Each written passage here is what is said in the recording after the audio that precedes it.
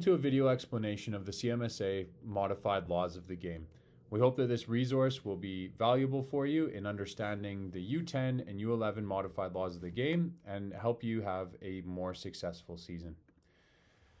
We want to start with a welcome and land acknowledgement that in the spirit of reconciliation, we acknowledge that we live, work, and play on the traditional territories of the Blackfoot Confederacy, the Siksika, the Kainai, the Piikani, the Tsuut'ina, the Stoney Nakoda Nations, the Métis Nation Region 3, and all people who make their homes in the Treaty 7 region of southern Alberta. Before we start, we want to make sure that our referees know what kind of support is out there for them. So if you need additional funding or you're interested in becoming a referee, CMSA is partnered with Hockey Calgary and Kidsport to launch Project Ref, which will provide completely free education and upgrading, as well as gear purchase for you to become a referee. For more details, please visit calgaryminersoccer.com.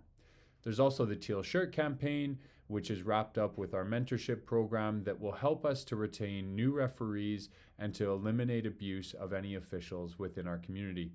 We're also putting on monthly education sessions with CDSRA and RED, as well as hosting our own Canada Soccer referee development modules. And then lastly, around the zero tolerance for referee abuse policy. Making sure that we know or we inform people about the mentorship program. Really, the mentorship program is about connecting referees to the referee community and providing you support through some potentially difficult times. A mentor will be contacting you if you're a new referee and will be supporting you in your refereeing and development. There's also those monthly education sessions, which we would highly recommend you attend and look to better yourself as a referee. And lastly, around the zero tolerance policy, so we are not tolerating any sort of referee abuse anymore. It's reportable by any person, and it gives the referees additional powers on the field, such as taking timeouts in matches, and also the ability to abandon matches, and they will not be replayed, with teams receiving no points for those matches. If I was to summarize the entire policy and document, the key takeaways are for coaches to coach and not question, and for parents to cheer, not abuse. And lastly, for players to play and not dissent. We want this to be a positive sporting environment for everyone, and we want to make sure that people can enjoy the sport of soccer here in Calgary. So the CMSA has introduced a second official, and this presentation today is going to be broken up into two parts. The first one is to introduce the second official role, and the second one is to look at some of the laws of the game as more of a refresher for us as we start our new season. So the reason for the second official introduction is to increase the opportunity and roles of the referees in Calgary, to give them more opportunities to referee and learn. In this year, in 2024-25, we'll host a two-person referee crews on all boardless games from U10 to U19. And it'll also assist the referee in controlling the match in accordance to the IFAB laws and also the modified laws of the game that CMSA has put into place. But the final decision will always be taken by the center referee. Some of the prerequisites for the second official, of course, is a knowledge of the modified laws of the game, and those can be found on the CMSA website. Knowledge of the IFAB laws of the game, knowledge of the CMSA game sheets, which we will review so that you have some key areas for you to fill in to make sure that it's done correctly, and completed the entry-level course or the mini-ref course for the U10 and mini-ref level. So before the game, we need to be prepared to officiate if the center referee is a no-show or is even injured during the game or before the game. So bring your gear to make sure that you're available to jump in the middle if you need to. The second official will complete all the administrative duties for both teams. So therefore, the second official will go get the game sheets from the home team and 2 game balls, also do a player check of equipment, making sure there's no jewelry, the equipment meets law, the uniforms are correct, the balls are inflated, and if not, provide inflation for the balls for the referee. The pregame conversation with the center referee should and will happen in regards to what your referee would like to see from you, and also review some of the modified laws. The center referee delivers a pregame talk to the coaches Further on in the presentation, we'll give you a look at what the pregame chat looks like. So during the game, the second official will be active in certain areas. Where the dotted lines are, that is your area of activeness, if you will. So you will set yourself at the retreat line at the start of the game, making sure that both technical areas are clean, making sure that the touch line is nice and clean, and making sure that there's no obstruction behind the goals. If and when you're called into duty, you will move up and down the technical area to make yourself known and seen, and make sure that we follow modified laws. And we'll go into this a little further. During the game, make sure that you keep a duplicate record of what happens in the game. Who scored the goal? Has there been any sanctions given? Just make notations.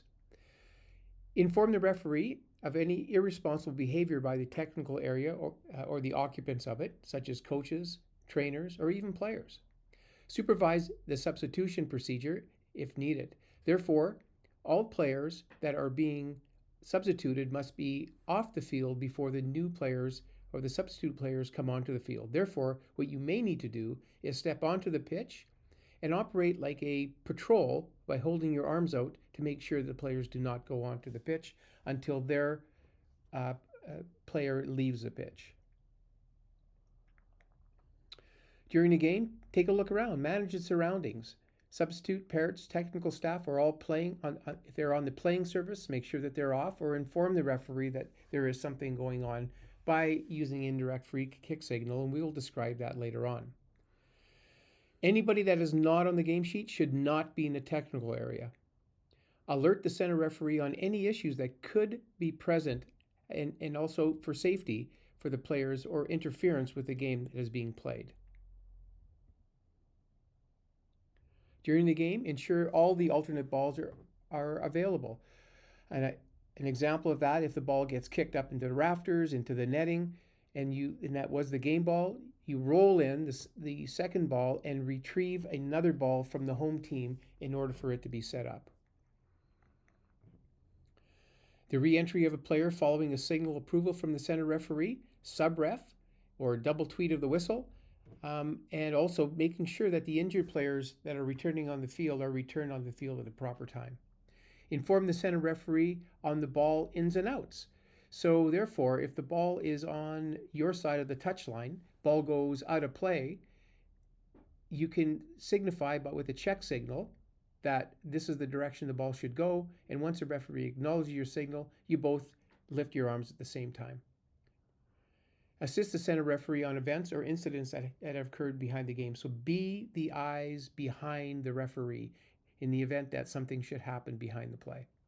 If something does happen behind the play, what we need to do is at the stoppage of play, raise your arm.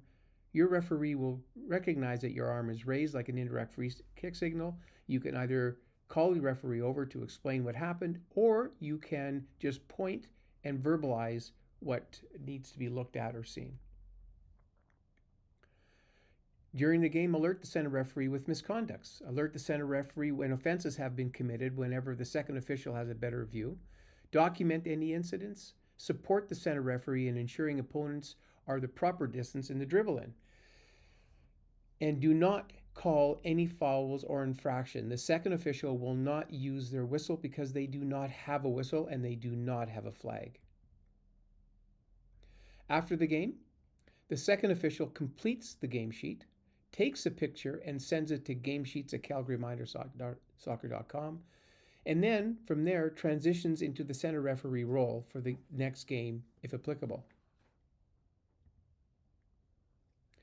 The pre-game script. The center referee will gather the field marshal, the coach, and the captains of both teams, and will go through a pre-game speech while the second official collects the game sheets, the balls, and does an equipment check. So basically, it's addressing all three. The field marshal, please help to ensure the parents and spectators are supportive of the kids on the field.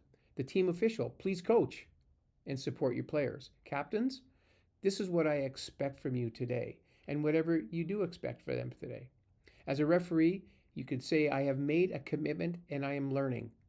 Most of us have been refereeing for many years, and some of us, this is our first or second year.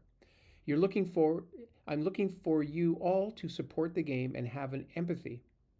Let's have a great game today. The coaches and field marshals will know that you will be addressing them before the game. So in some facilities, the field marshal may be up in the stands, but before the game, they're required to be down at field level so that you can address them. Let's move on to the modified laws of the game. If you have any more questions on the CMSA second official role, you can always email Calgary Minor Soccer and put your question in there, and we will get back to you within that day.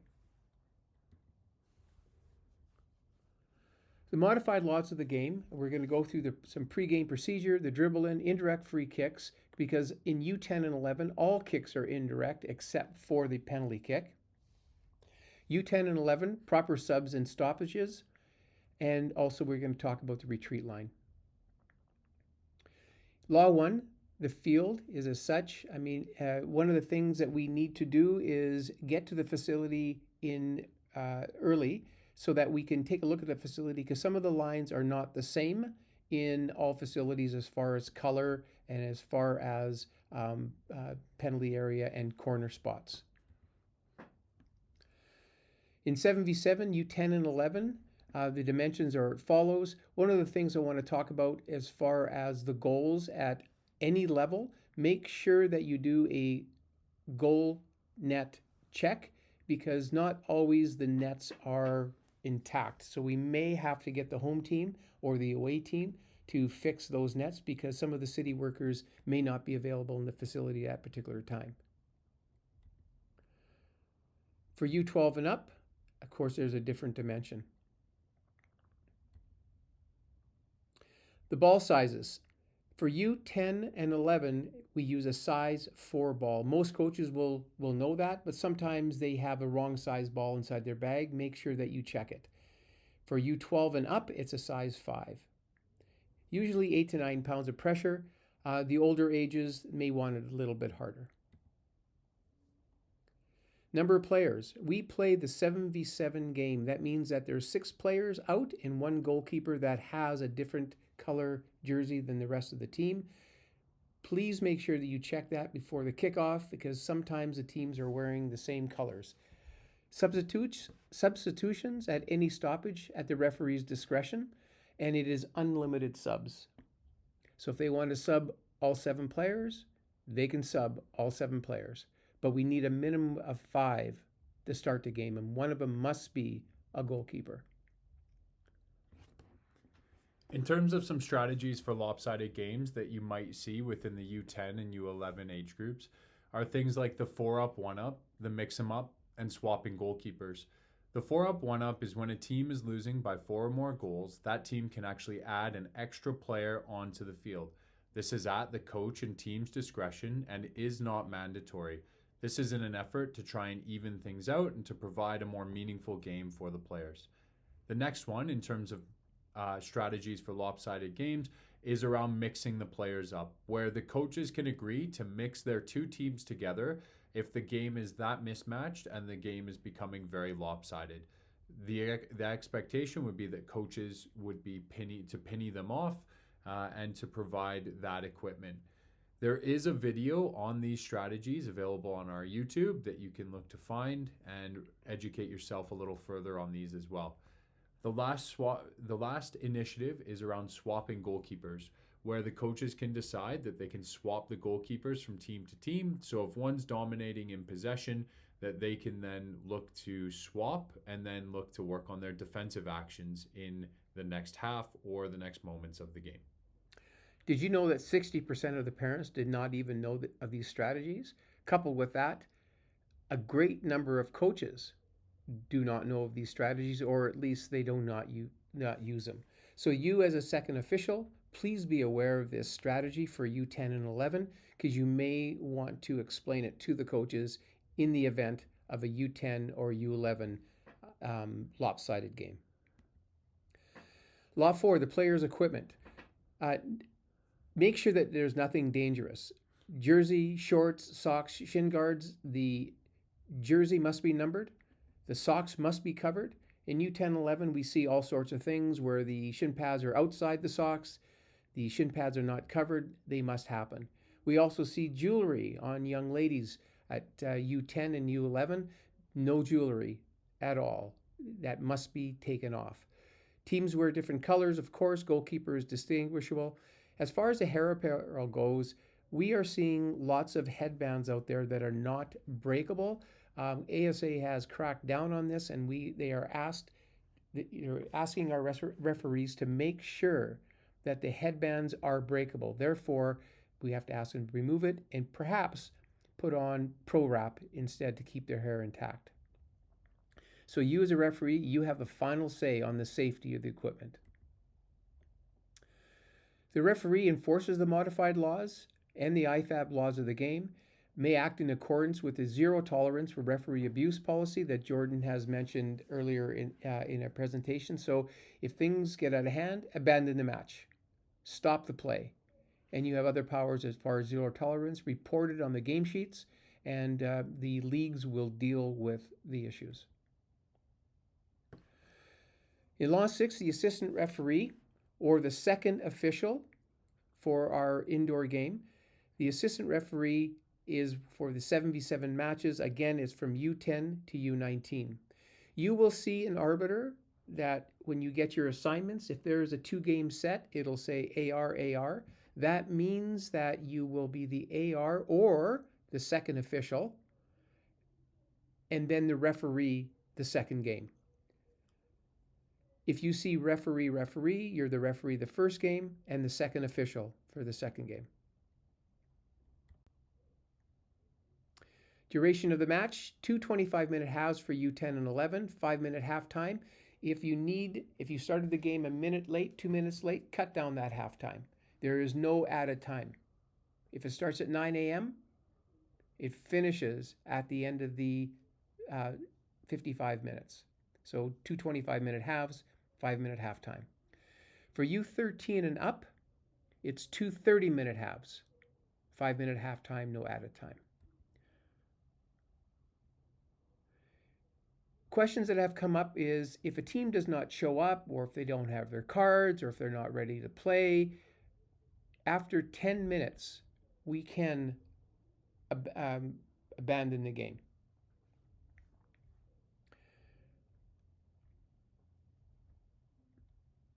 So 10 minutes is a waiting time. The start and restart of play, kickoffs, the away team will always start with the kickoff. So there is no coin toss. The second half, the teams change ends and attack the opposite goals. As far as drop ball goes, if the ball hits the referee in U10, 11, and 12, stop play. Award a drop ball uncontested to the team that last had possession. In U13 to U19, use the IFAB laws of the game.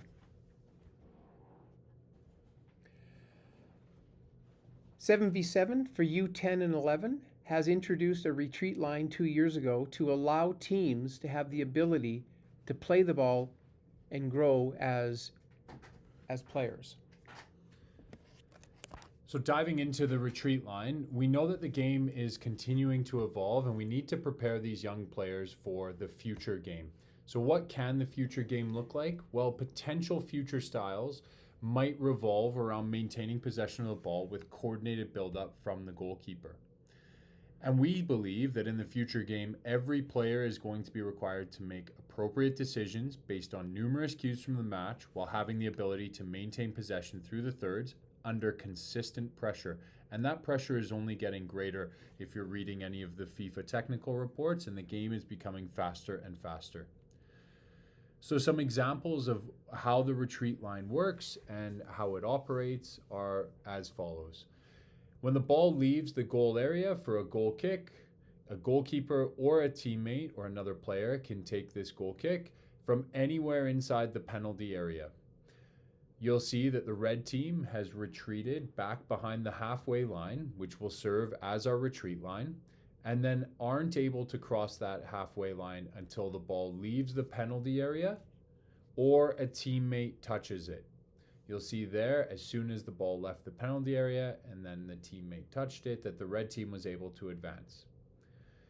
If a teammate goes to receive the ball inside the penalty area, again, the red team would drop off behind the retreat line. The teammate can go and receive short if they wish, and then the red team would look to then proceed to press and try and win the ball back. There has been a question around what happens if the ball stops in the penalty area and a teammate does not touch it.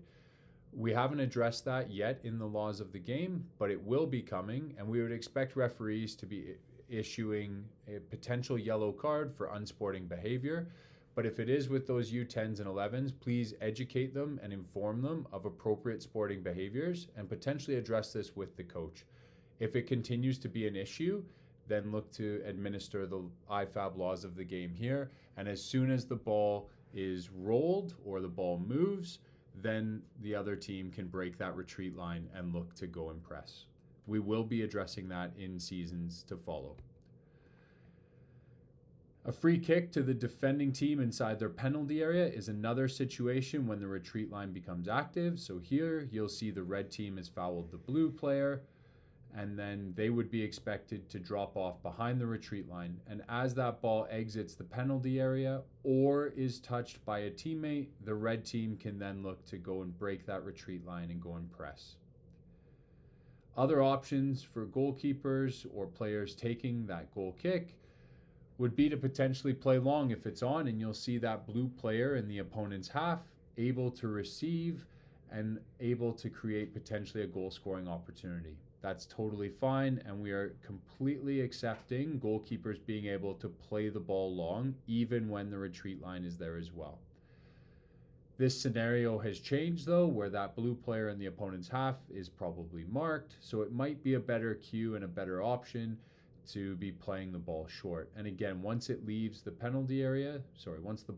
penalty area, then that red team can look to go and press. An infraction for the 7v7 retreat line would look as follows. If there's a goal kick and the red team is not behind the halfway line, what you will see is you'll see the second official raise their hand and alert that center official. The center official would be expected to be viewing that and have good body shape and a good position to be able to see that second official.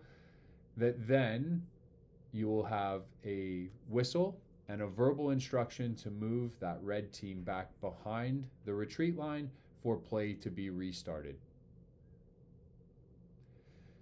A quick explanation of this is at these two restarts, so only a goal kick and a free kick to the defending team inside their penalty area is when the retreat line is active, that the opposing team needs to move beyond the retreat line. The goalkeeper or player taking the goal kick or free kick could then pass the ball to one of their teammates without the pressure of an opposing player nearby. Once the ball leaves the penalty area or a teammate touches the ball, the opposition players may advance over the retreat line. Ball in and out of play.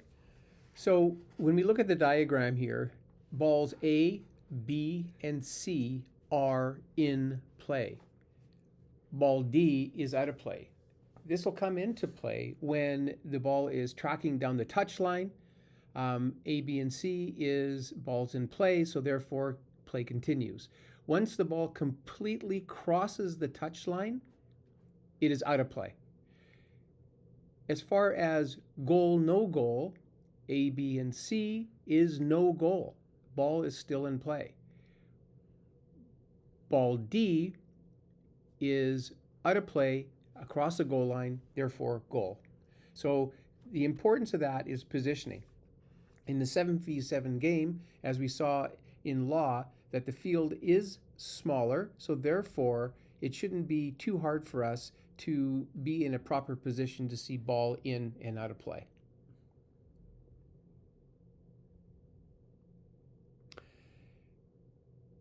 If it rebounds off the goalpost or crossbar or corner flag, the post remains in in play. So some of those fields where we have a more rigid goalpost and the ball ricochets off that and comes back into or lands in play, the ball is still in play.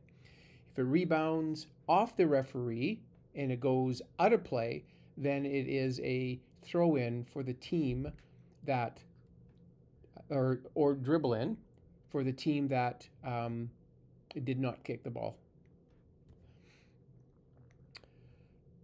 Law 10, method of scoring. Goal is scored when the whole of the ball has clearly crossed over the goal line. So therefore, when we look at ball D, that means that the ball completely crossed over, therefore goal. Offsides. In the 7v7 game, there are no offsides in this match format. Fouls and misconducts in U10 and U11. All free kicks are indirect with the exception of a penalty kick. So therefore, all kicks, they can form a defensive wall. Penalty kicks, they cannot. In U10 and 11, we kind of really would like to expect no yellow cards or red cards. More, let's use our skills on communication and have the player understand that that was a misconduct of sorts and that it shouldn't be allowed. If it is over the top, have that player take a timeout with their coach and explain to the coach what happened. Again, all free kicks are indirect for U10 and 11. IFAB laws for U12 and up. The opponents must be 6 meters from a free kick until the ball is in play, and the retreat line is used for opponents to drop behind when the free kick inside the team's goal area. So there's going to be a couple of numerals here that you're going to remember for the 7v7 format. One is 3 meters and one is 6 meters. The 3 meters is for dribble in for U10 and 11. 6 meters is for all free kicks, with the exception of any kick within the goal area, then they have to administer the retreat line. Penalty kick. A penalty kick is awarded for an offense inside the penalty area by the defending team. If there is no penalty spot in the facility that you are refereeing in, we would expect you to put the ball on the horizontal line of the goal area in front of the goal. If there is a penalty spot, then you will place the ball on the penalty spot, and all penalty kicks are direct. As an example here, there is no penalty spot, so therefore the attacking team will put the ball on the horizontal line in front of the goal in the goal area. You will also notice that there is a referee that is inside the penalty area, making sure that all the players are behind the ball and making sure that he has a good view of goaltender not stepping off the line, and also the attacking team placing the ball correctly. What's incorrect here is the second official. The second official should not be at the goal line. The second official should be at the retreat line or at the center line. The penalty spot is in view here, so therefore the ball is put on the penalty spot.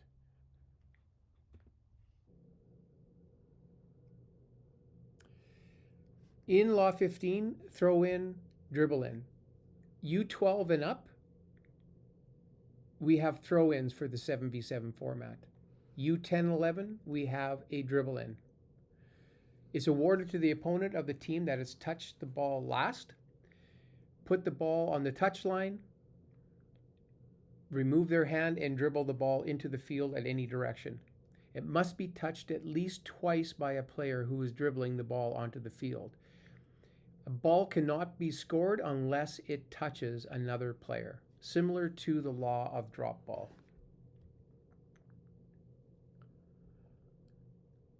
The ready, set, play countdown could be used by the referee.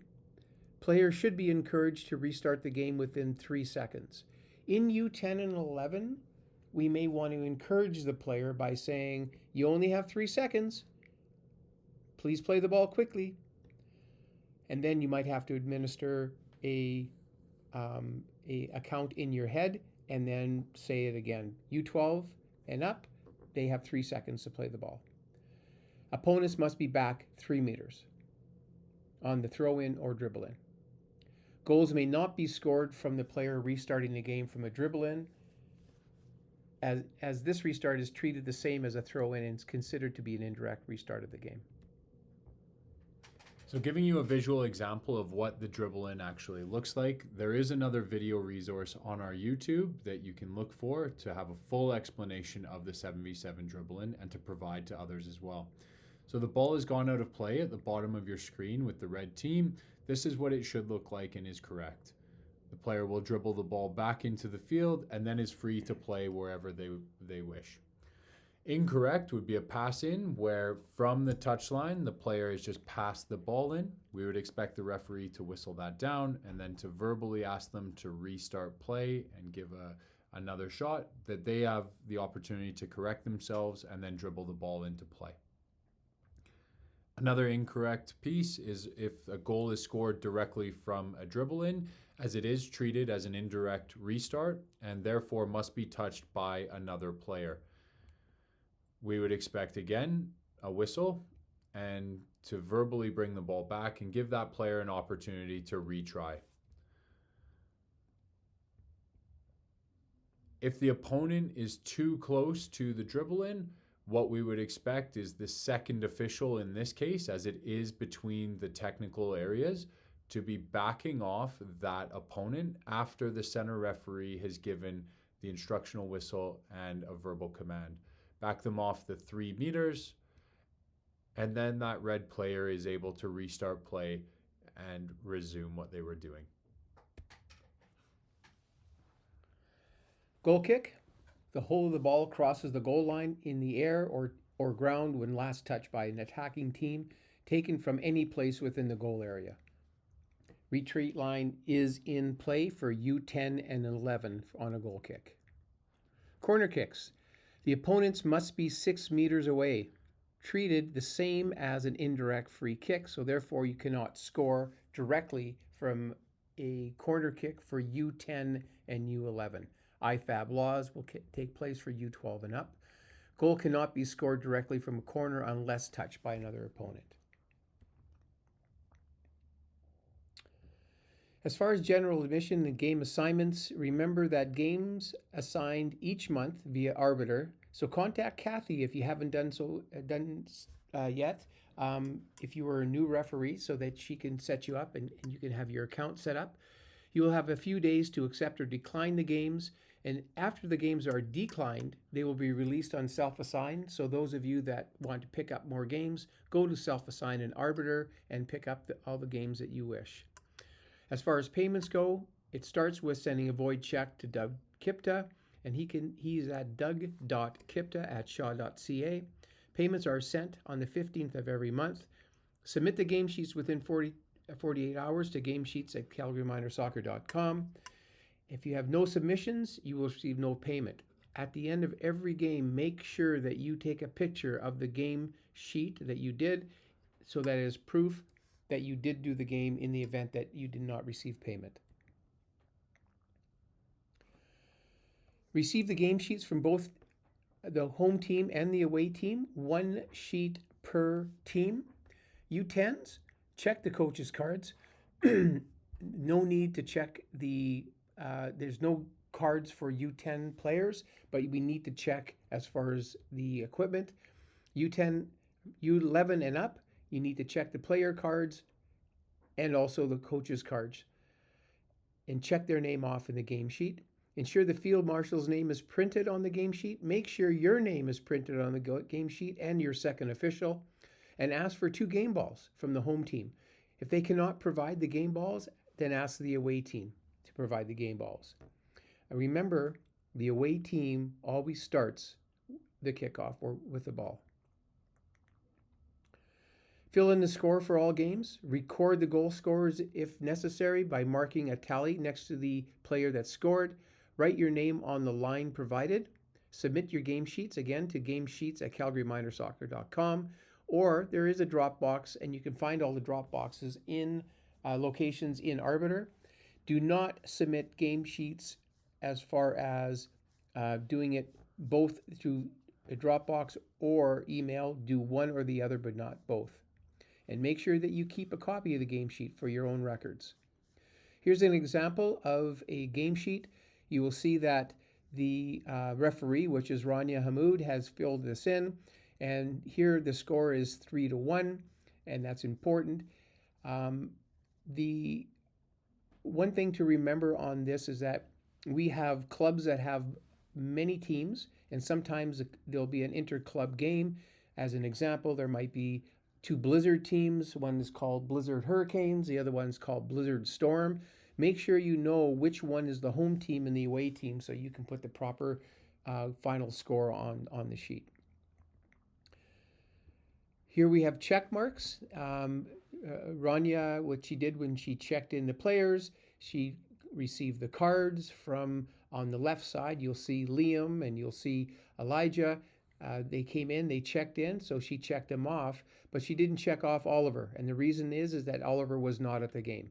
We would expect you not to check that off because he was not there. She also checked off the home team coach and also made sure that the field marshals' names are on there very clearly. In this case, for the home team, it was Jane, and the away team, it was Alex.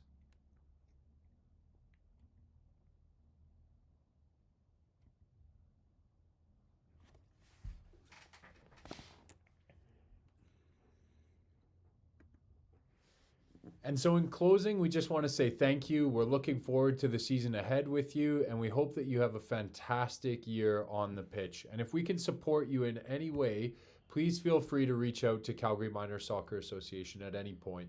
Both our phone number and email is on the screen, and we would encourage you to connect with us on our social media accounts as well. We're starting to pull the game in a similar direction, and we're excited that you're a part of it. So thanks very much, and we look forward to a very, very great season ahead.